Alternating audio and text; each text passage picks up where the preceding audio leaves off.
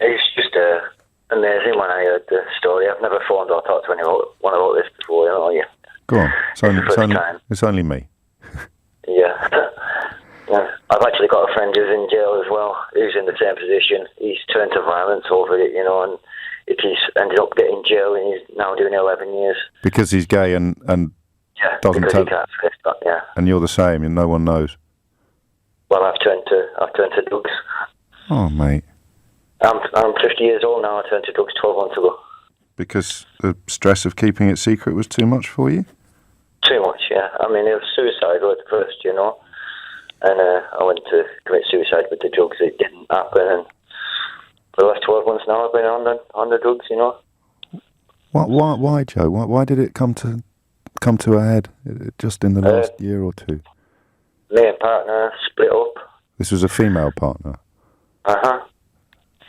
Always has been. How long had you been with her for? 15 years. And does she know? And I've got a partner before that, 10 years, with 6 children. 6 children? Mm-hmm. God, it's almost as if you were trying to prove something. None of it, yeah, you're probably right, you know. Oh, mate, I'm so sorry for you. It must be awful. It must be very lonely.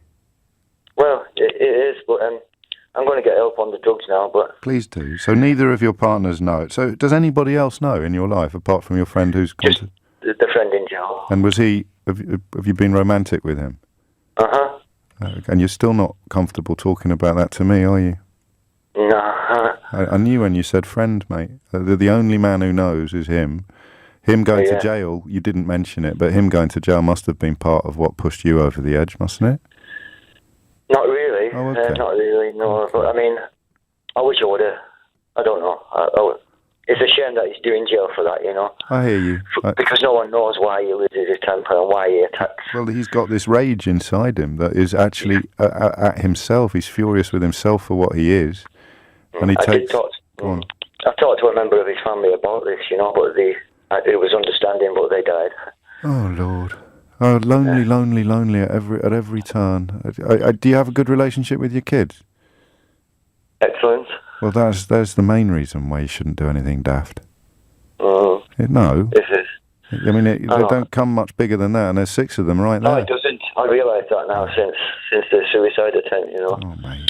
And if you don't mind me asking, why would it be so hard for you to tell people? It's just the society that I live in and the people I mix with. It just wouldn't be taken too well.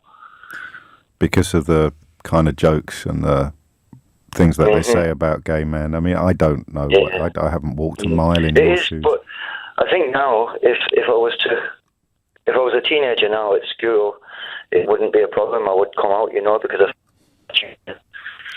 Well, that's the definition of progress right there, and yet it's almost as if too much water has passed under the bridge for you to even contemplate doing it. It's just people in my era, it's just impossible, you know. I do, of course I do. I mean, it was only 20 years ago that the best-selling newspaper in the country would have absolutely undiluted homophobia on its front pages, and that for younger listeners, that's the world we grew up in, and that means that every time you... I mean, how old were you when you sort of thought that when you realised that you fancied men?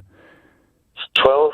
And so from the age of 12, you've been having to deny that and force it out of your mind and pretend... I had a girlfriend since the age of 12. Of course you did.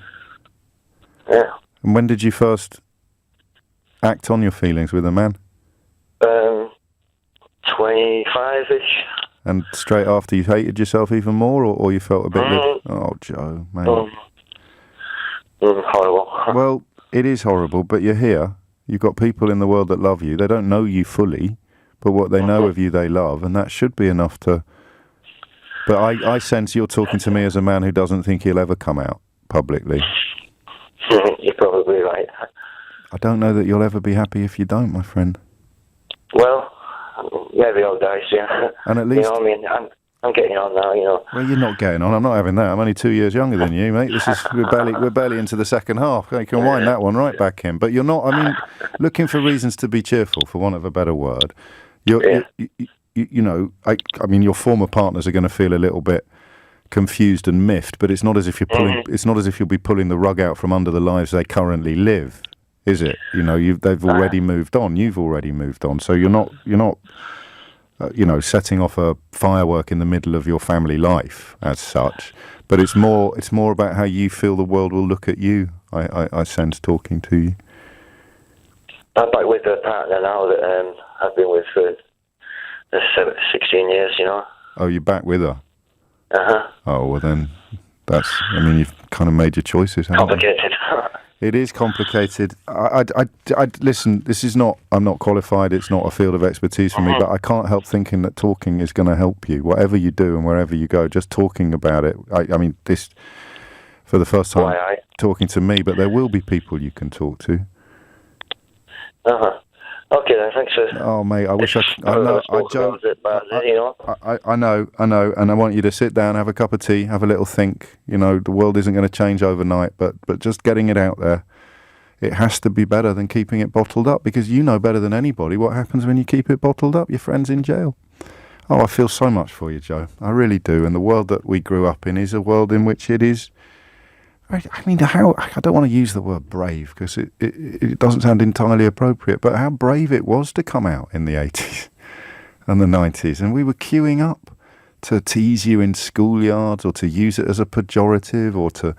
Thank God I got to Fleet Street after the the worst excesses of Kelvin Mackenzie style bigotries had been prominent. If you're affected by any of these issues, the LGBT plus switchboard helpline is on 0300 330 0630. That's 0300 330 0630. And if you Google that LGBT plus helpline, you'll find an email address as well as some chat rooms.